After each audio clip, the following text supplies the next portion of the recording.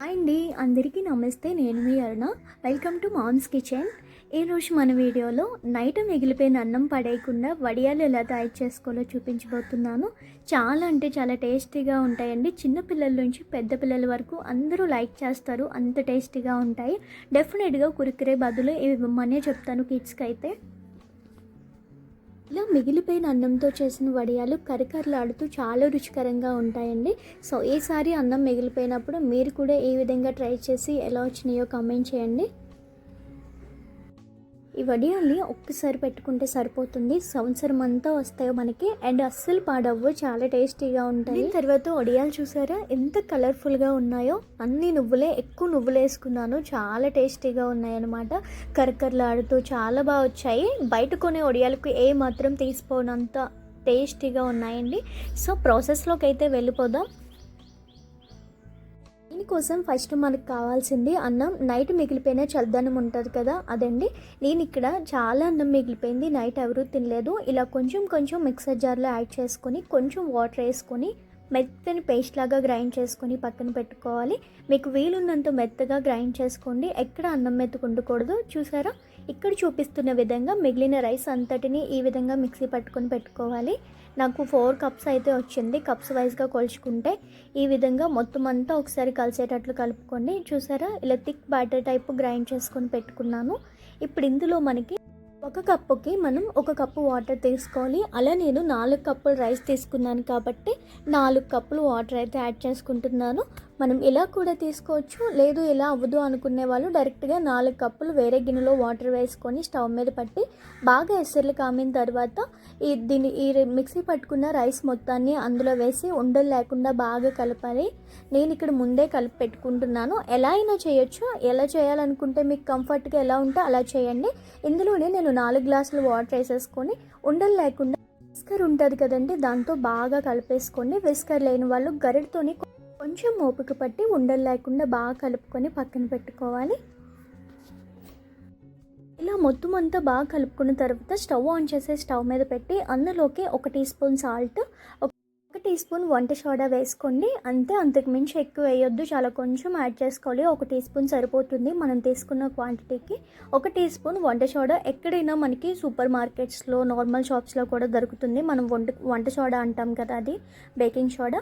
So ఈ విధంగా వేసుకున్న తర్వాత సాల్ట్ ఎప్పుడు కూడా మనం కర్రీస్లో వాడినంత సాల్ట్ వేయకండి, జస్ట్ 1 టీ స్పూన్ సరిపోతుంది.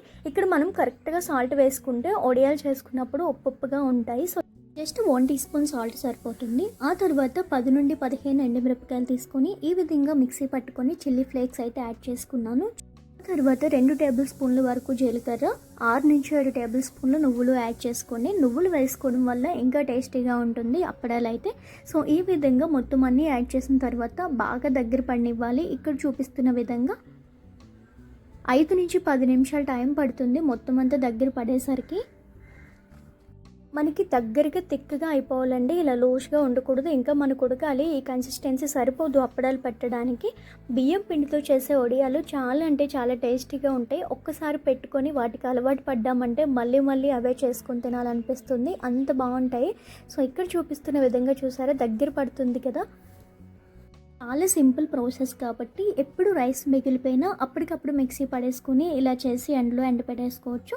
సో ఇంట్లో పిల్లలకి కుర్కురే బదులు ఇవి ఇచ్చామంటే 100% బెస్ట్ అండి. చాలా బాగా తింటారు, అంత టేస్టీగా ఉంటాయి. సో అలాంటప్పుడు ఏం చేయాలంటే ఈ చిల్లీ ఫ్లేక్స్ ఏదైతే వేసామో అది అవాయిడ్ చేయండి, ఎందుకంటే కొంచెం స్పైసీగా ఉంటుంది కదా. స్పైసీగా ఉంటే వాళ్ళు తినడానికి ఇష్టపడరు కాబట్టి ఆ విధంగా చేయండి.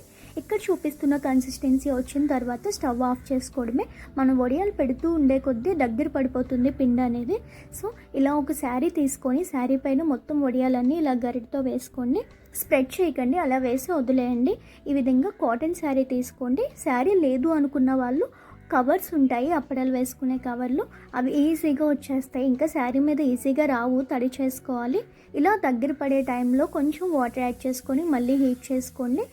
ఈ కన్సిస్టెన్సీ ఉంటే సరిపోతుంది. చూసారు, ఇది పాప కోసం నేను చేసింది. ఇందులో చిల్లీ ఫ్లేక్స్ వేయలేదు, ఈ విధంగా కవర్లో వేసాను. మొత్తం అన్నీ ఎండడానికి మనకి 2 to 3 డేస్ టైం పడుతుంది.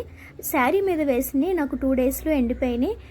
సరే ఎక్కడ పిండి అనేది లేకుండా మంచిగా ఎండిపోయినాయి, ఫుల్గా ఎండ కాస్తుంది కాబట్టి ఈ టైంలో మనం ఇప్పుడు వీటిని శారీ నుంచి రిమూవ్ తీయాలంటే కొంచెం పెద్ద ప్రాసెస్సే, రావు అంత ఈజీగా. కొంచెం తడి చేసుకోవాలి. తడి చేసుకున్న తర్వాత అవి మెల్లగా లాగితే వస్తాయి.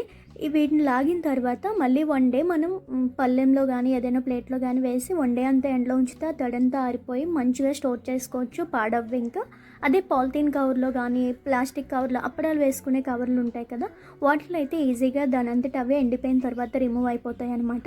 ఇక్కడ చూపిస్తున్న కవర్ చూడండి, ఇలాంటి కవర్లు ఎగ్జాక్ట్గా సరిపోతాయి. ఫైనల్గా నేను ఈ విధంగా అప్పడాలు అయితే రెడీ అయిపోయి ఎండిపోయి వచ్చేసాయి చూసారా. వన్ డే అంత ఎండలో పెట్టాను, ఈ విధంగా తయారైనవి. ఎంత బాగా కనిపిస్తున్నాయి చూడండి, ఫుల్గా నువ్వులే కనిపిస్తున్నాయి కదా, అక్కడక్కడ చిల్లీ ఫ్లేక్స్ నువ్వులు చూసారా ఎంత బాగున్నాయో.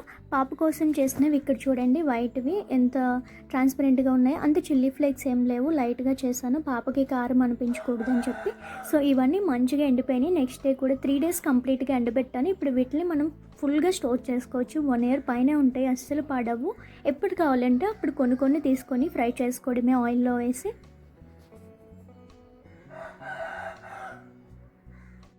ఇలాంటి కవర్ పైన వడియాలు పెట్టే ముందు మనం దించిన వెంటనే శారీ మీద వేసినట్లు వేసేయకండి, కొంచెం చల్లారనివ్వండి. అంటే కొంచెం లిక్విడ్ ఫామ్లో ఉండగానే దించుకోండి, చల్లారక కొంచెం బ్యాటర్ థిక్ అవుతుంది కదా. చల్లారిన తర్వాత పాలిథిన్ కవర్ మీద కానీ ప్లాస్టిక్ కవర్ల మీద కానీ వేయండి. సో అది మంచి ఒక రిక్వెస్ట్ అనమాట. మీకు నైట్ అన్నం ఎప్పుడు మిగిలిపోతే అప్పుడు వేస్ట్ చేయకుండా కుర్తలో ఇలా పడేయకుండా వెంటనే కొంచెమైనా సరే మిక్సీ పట్టేసి వెంటనే వేసేయండి ఎండలో, కొంచెం ఉడికించేసి 5 నిమిషాలు. లేదు మేమంతా ప్రాసెస్ చేయలేము అనుకుంటే మిక్సీ పట్టేసి ఇవన్నీ వేసి కూడా ఎండబెట్టేయచ్చు, ఉడికించాల్సిన అవసరమే లేదు. సో ఈ విధంగా ఈ రెసిపీ మీకు చాలా బాగా హెల్ప్ అవుతుంది అనుకుంటున్నాను. డెఫినెట్గా ట్రై చేయండి. క్రిస్పీగా కరకరలాడుతూ ఎంత బాగా వచ్చాయో ఇక్కడ మీరే చూసేయండి. చాలా అంటే చాలా టేస్టీగా ఉన్నాయి. తింటూ ఉన్నప్పుడు ఆ కారం నువ్వులు జీలకర్ర తగులుతూ చాలా అంటే చాలా టేస్టీగా ఉన్నాయి. సో గాయ్స్ డెఫినెట్గా ట్రై చేయండి. ఎలా వచ్చిందో కామెంట్ చేయడం అస్సలు మర్చిపోవద్దు. ఇలాంటి మరెన్నో విలేజ్ స్టైల్ రెసిపీస్ కోసం నా ఛానల్ని లైక్ చేయండి, షేర్ చేయండి, సబ్స్క్రైబ్ చేసుకోండి. And thank you guys, thank you so much. Recipe మాత్రం డెఫినెట్గా ట్రై చేసి కామెంట్ చేయడం మర్చిపోవద్దు. Thank you, bye.